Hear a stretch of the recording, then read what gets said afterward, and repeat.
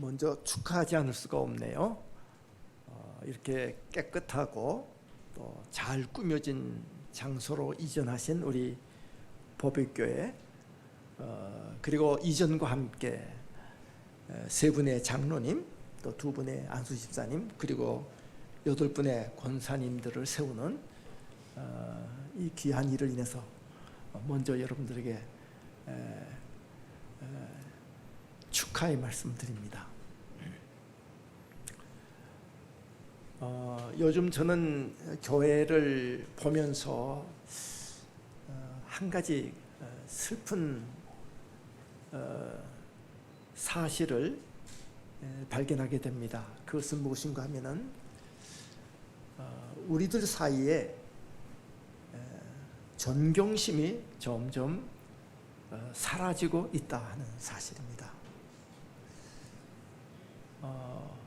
목회자를 향한 존경심도 전과 같지 않고, 또 장로님, 권사님, 집사님들을 향한 존경심도, 또 우리 서로를 향해서도 존경의 마음들이 점점 없어지는 것 같습니다. 왜 그런가 나름대로 생각을 해보았습니다. 첫째는 우리들 가운데 존경받을 만한 사람들이 점점 없어지는 것입니다. 존경을 받았던 분들도 그 존경을 다 쏟아버리고 잃어버리고, 그래서 참 존경할 사람 없다 하는 마음들이 우리들 속에 생기는 것 같아요. 그러나 그것보다 더 중요한 이유는 우리들 마음속에 남을 존경할 만한 그런 마음의 폭이 점점 좁아지는 겁니다. 자기가 존경을 받아야지 남을 존경할 만한 그런 마음들이 점점 좁아지는 것. 그런데 초대교회는 그렇지 않았습니다. 초대교회 성도들은 서로를 향한 존경이 있었습니다. 그들은 오늘날처럼 이렇게 아름다운 건물도 없었고, 또 오늘날처럼 이렇게 많은 사람이 모이지도 못했습니다. 사회적으로도 많이 천대받는, 인정받지 못하는 단체였습니다. 그런데도 성도들 간에는 서로에 대한 존경이 있었습니다. 특별히 지도자를 향한 존경들, 그리고 지도자도 성도들을 존경하는 그런 마음.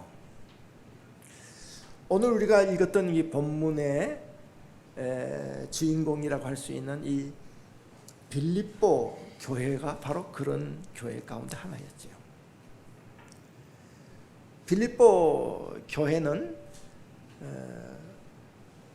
사도 바울을 존경했고, 사도 바울도 또 빌립보 교회의 성도들을 존경하고, 그리고 빌립보 교회는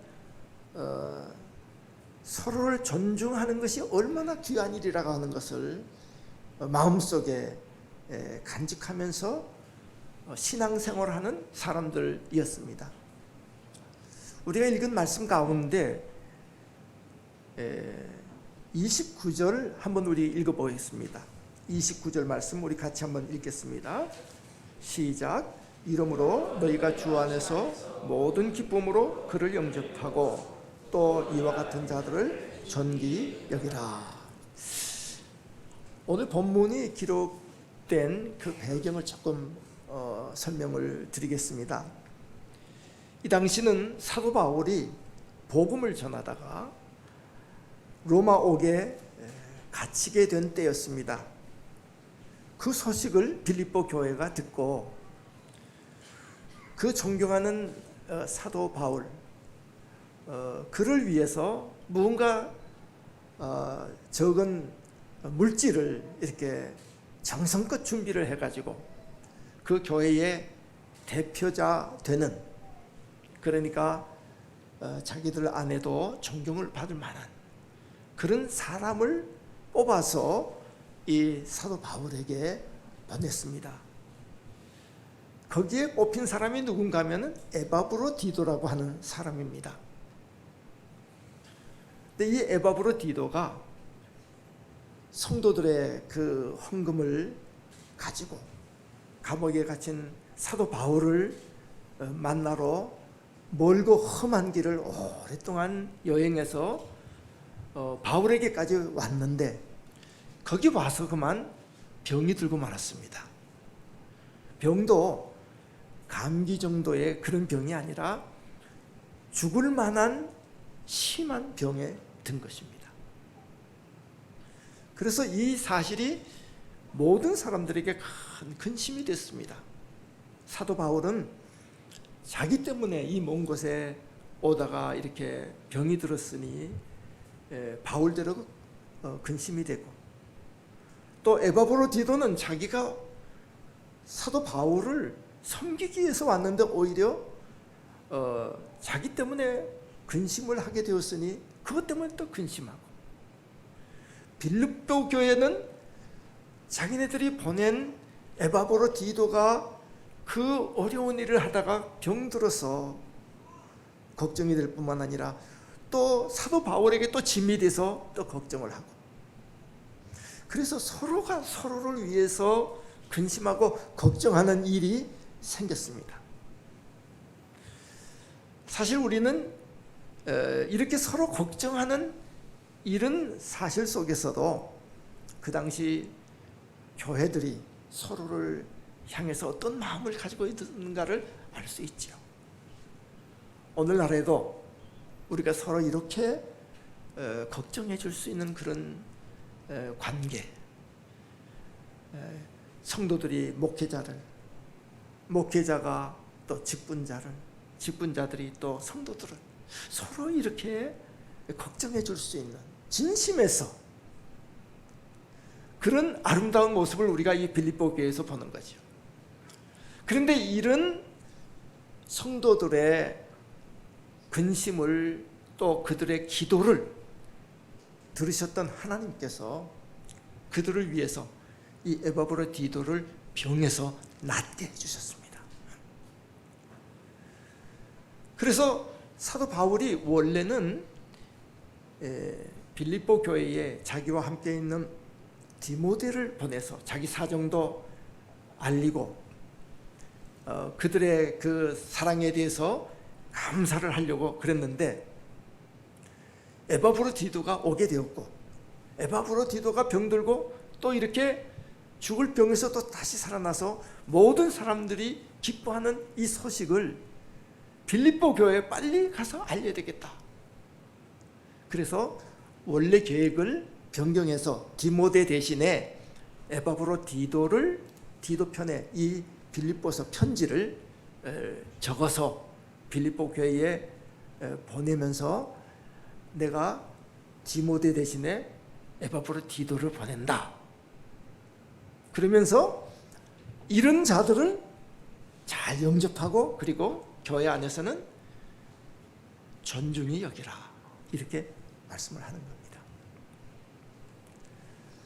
그래서 이와 같은 자들을 존중히 여기라. 이와 같은 자들은 에바브로디도와 같은 사람이고, 또 그 앞에 말하는 디모데 같은 사람까지 포함해서 이런 사람들을 존중히 여기라. 저는 이 말씀을 읽으면서 참 아름다운 관계다. 우리들 안에도 이런 존경심들이 좀 살아나야 되겠다. 특별히 오늘 임직을 받는 여러분들을 향해서 우리 성도들이 다 존중히 여기는 마음으로 임직을 시키고, 또 임직을 받는 분들도 사역자들을, 또 성도들을 존중히 여기는 마음을 가지고 직분에 임하면은 우리 보배교회는 이름 그대로 참 보배로운 교회가 될 것이다. 그런 생각을 했습니다. 그러면 여기서 말하는 이와 같은 자들, 에바브로디도나 디모데 같은 사람들은 어떤 사람들이었기에 이렇게 존귀 여기라고 그랬을까? 제가 읽어보니까 세 가지 공통점들이 있어요. 특징이 있어요. 그 가운데 첫째는 그들이 다 그리스도 예수의 일을 하는 사람들이었습니다. 여기 21절에 보니까 디모데를 향해서 한 말 가운데 그들이 다 자기 일을 구하고 그리스도 예수의 일을 구하지 아니하되, 그러나 디모데는 어떻게 했다는 것입니까? 자기 일을 구하지 아니하고 그리스도 예수의 일을 구하는 사람이다, 그런 뜻이지요. 그리스도 예수의 일이라는 게 뭐겠습니까? 그 다음 절에 보면은 구체적으로 그것이 복음을 위한, 복음을 전하는. 그래서 디모데는 복음을 위해서 일하는 사람이었습니다. 또 30절을 보십시오. 에바브로디도에 대해서 한 말인데, 그가 그리스도의 일을 위하여 죽기에 이르러도 자기 목숨을 돌보지 아니했다 그랬습니다. 에바브로디도도 그리스도의 일을 위해서 자기 생명까지 내놓을 이런 사람들이었어요. 여기서 말하는 그리스도 예수의 일도 역시 복음 전하는 일이죠. 사실은 그것을 위해서 사도 바울도 지금 감옥에 있는 것이고, 빌립보 성도들도 그것을 위해서 존재하는 것이고, 세상에는 자기를 위해서 살아가는 사람들이 대부분입니다. 다른 사람을 위하여 산다는 사람이 혹 있을 수 있습니다. 그러나 디모데나 에바브로디도 같이 하나님을 위해서 그리스도 예수의 일을 한, 복음을 위해서 살아가는 사람, 그런 사람들이 있습니다. 그런 사람들을 존귀 여기라 하는 말이죠. 저는 오늘 임직을 받는 우리 보배교회 모든 직분자들이 이렇게 그리스도 예수의 일을, 복음을 위해서 살아가는 분들이 다 되시기를 바랍니다. 또 모든 성도들이, 보배교회의 모든 성도들이 복음을 위해서 살아가는, 그것 때문에 우리가 서로를 존중해주는, 세상 사람들은 알아주지 못해도 우리들끼리는 저분은 그리스도 예수의 일을 하는 사람이다, 우리 목회자를 볼 때도 그런 마음으로 보고 서로 존중히 여기는 그런 교회가 되기를 바랍니다. 두 번째로, 이들은 함께 일할 줄 아는 사람들이었습니다.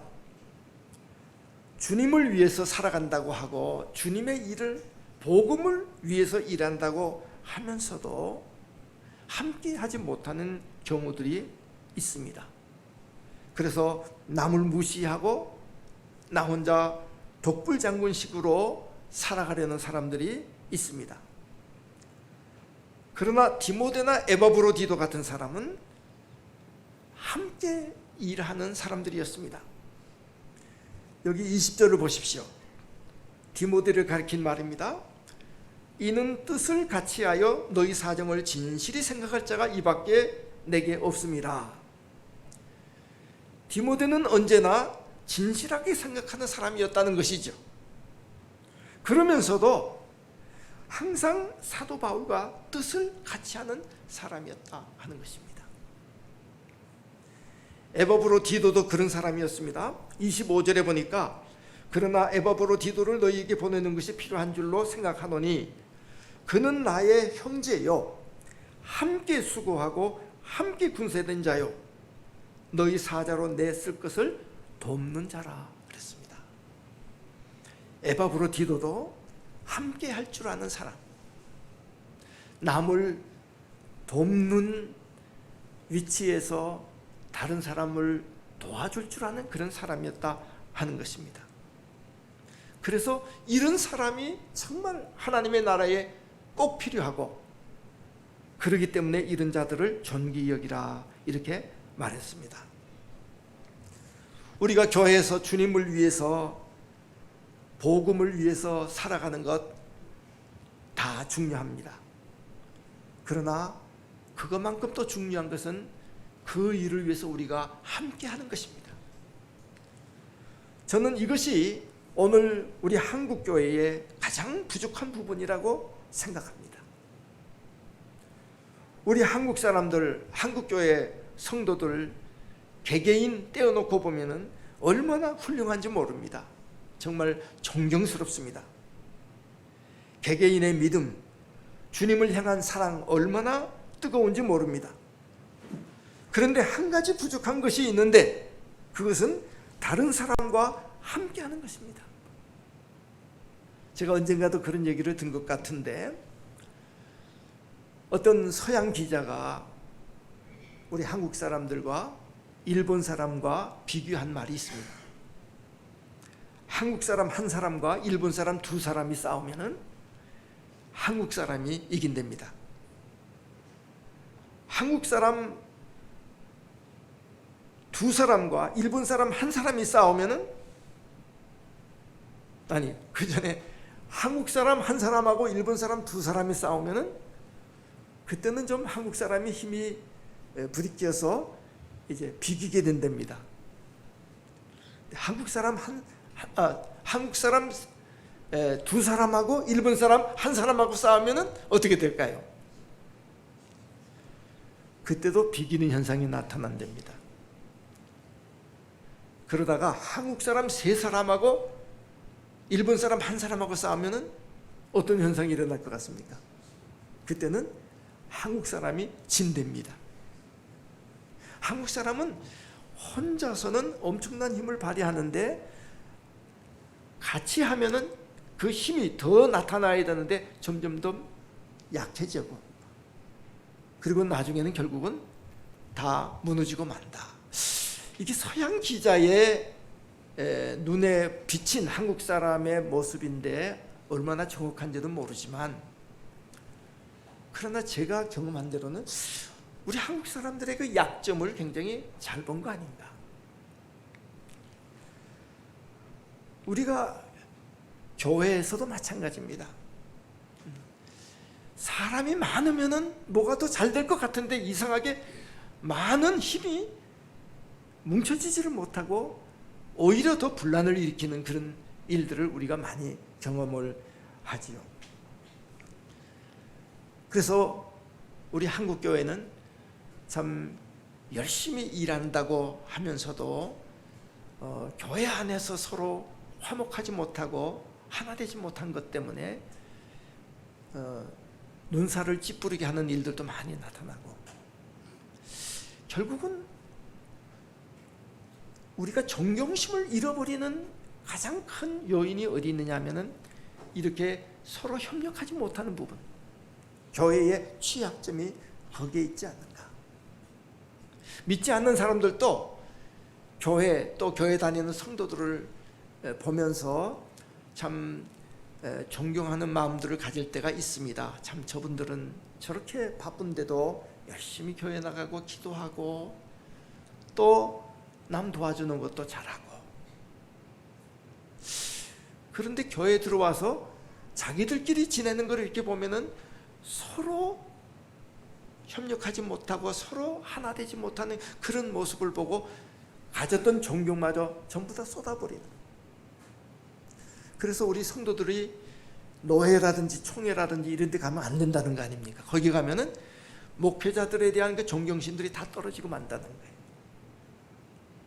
그런데 이 에바브로디도나 디모데 같은 사람은 안 그랬다는 것이에요. 그들은 서로 함께하는 그게 너무나도 아름다워. 그런 자들을 우리는 존중히 여겨야 된다는 거죠. 마지막으로 이들에게서 또 한 가지 찾아보는 것은 그들은 최선을 다한 사람들이었습니다. 여기 22절을 보십시오. 디모데의 연단을 너희가 안 하니 자식이 아버지에게 함같이 나와 함께 복음을 위하여 수고하였느니라. 디모데가 복음을 위해서 수고하는데 자식이 아버지에게 최선을 다하는 것처럼 사도 바울을 위해서 섬기는 일을 위해서 최선을 다해주는 그 모습. 에바브로디도는 어땠습니까?